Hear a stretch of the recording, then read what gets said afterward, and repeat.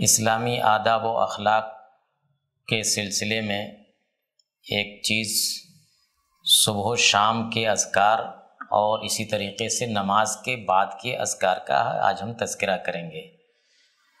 اللہ تعالیٰ نے حکم دیا ہے صبح و شام کے اذکار کا کہ وَسَبِّحْ بِحَمْدِ رَبِّكَ قَبْلَ طُلُوعِ الشَّمْسِ وَقَبْلَ الْغُرُوبِ، تو یہ اللہ کا حکم ہے، اسی سے ہمیں اس کی اہمیت کا اور اس کی فضیلت کا اندازہ لگانا چاہیے۔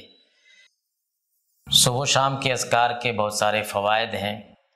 جو شخص اللہ کو صبح و شام یاد رکھے گا، ہمیشہ اس کو اپنے ذہن میں رکھے گا، اس کا ذکر کرے گا، اللہ تعالیٰ اس کی حفاظت کرے گا ہر طرح کی برائیوں سے اور ہر طرح کی خراب چیزوں سے، اور اس کے سامنے خیر کے دروازے کھلیں گے، اس کی نیکیوں میں اضافہ ہوگا، بندے کا اللہ سے تعلق مضبوط ہوگا، برابر اس کو یاد رکھے گا۔ تو یہ سب فوائد ہیں صبح و شام کے اذکار کے اور ذکر الہی کے۔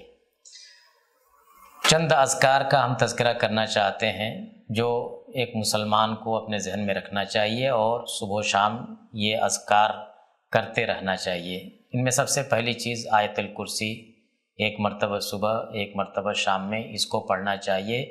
اس کی وجہ سے بندہ اپنے رب کی حفاظت میں رہتا ہے۔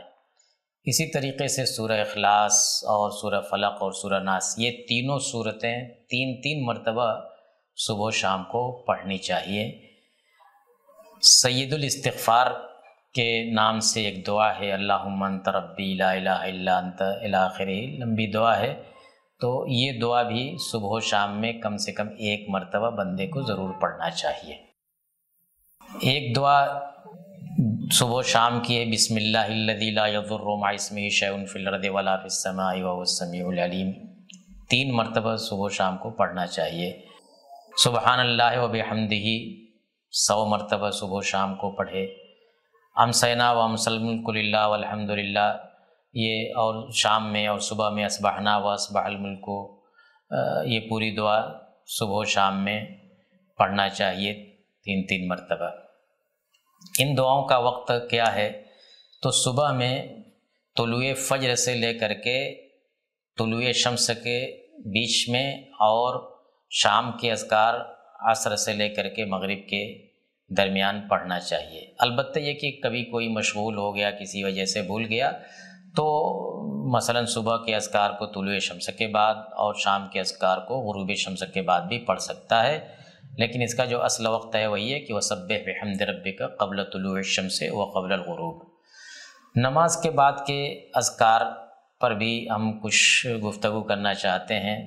نماز، فرض نماز کا سلام پھیرنے کے بعد 3 مرتبہ استغفر اللہ پڑھا جائے، پھر اس کے بعد اللہم انت السلام ومنک السلام تبارکت یا ذا الجلال والاکرام، اس کے بعد لا الہ الا اللہ وحدہ لا شریک لہ لہ الملک ولہ الحمد وہو علی کل شیء قدیر، اللہم لا مانع لما اعطیت ولا معطی لما منعت ولا ينفع ذا الجد منک الجد۔ پھر جو ہے تسبیح سبحان اللہ 33 مرتبہ، الحمدللہ 33 مرتبہ، اللہ اکبر 33 مرتبہ پڑھ کر کے، اور لا الہ الا اللہ وحدہ لا شریک لہ لہ الملک ولہ الحمد وہو علی کل شیء قدیر 1 مرتبہ پڑھ کر کے اس کو 100 مکمل کرنا چاہیے۔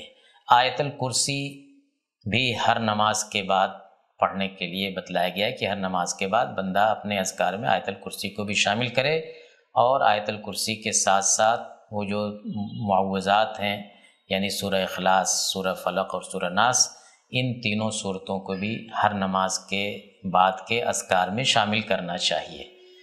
تو یہ نماز کے بعد کے اذکار ہوئے اور صبح و شام کے اذکار ہوئے۔ ان اذکار پر مداومت برتنی چاہیے تاکہ بندہ ہمیشہ اپنی زبان اللہ کے ذکر سے تر رکھے، اور اس کے ذریعے اس کو جو ہے الا بذکر اللہ تطمئن القلوب والی جو بات کہی گئی ہے، اس کو شرح صدر اور اطمینان قلب بھی حاصل ہو، اور اجر و ثواب کا بھی مستحق ہو، اور اللہ سے اس کا تعلق مضبوط ہو۔ لہذا ان اذکار کو یاد رکھنا چاہیے اور ان کو پابندی کے ساتھ پڑھنا چاہیے۔ اللہ تعالی ہمیں اس کی توفیق عطا فرمائے۔ والسلام علیکم ورحمۃ اللہ وبرکاتہ۔